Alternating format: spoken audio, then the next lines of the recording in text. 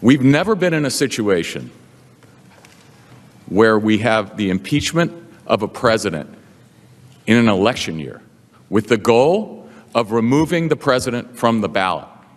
As I've said before, that is the most massive election interference we've ever witnessed. It's domestic election interference. It's political election interference, and it's wrong. They don't talk about the horrible consequences to our country of doing that.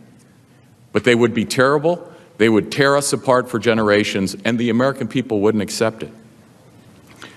Let me address in that context the importance of the vote for their inquiry, which also had bipartisan opposition.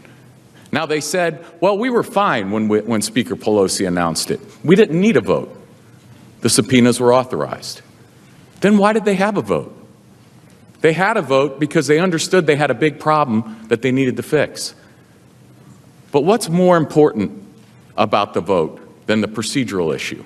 The important thing about the vote is that if you're going to start an impeachment investigation, particularly in an election year, there needs to be political accountability to the American people. You can't just go have a press conference.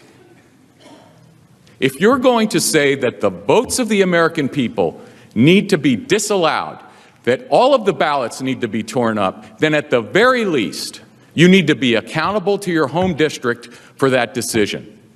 And now they are. And now they are.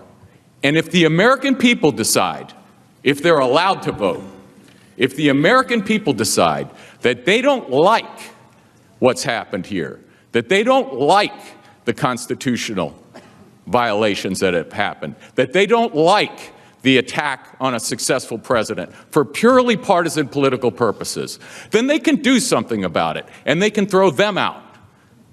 That's why a vote's important. But we should never even consider removing the name of a president from the ballot on a purely partisan basis in an election year. Important? I'll say it's important for that reason alone, and for the interest of uniting our country. It must be rejected.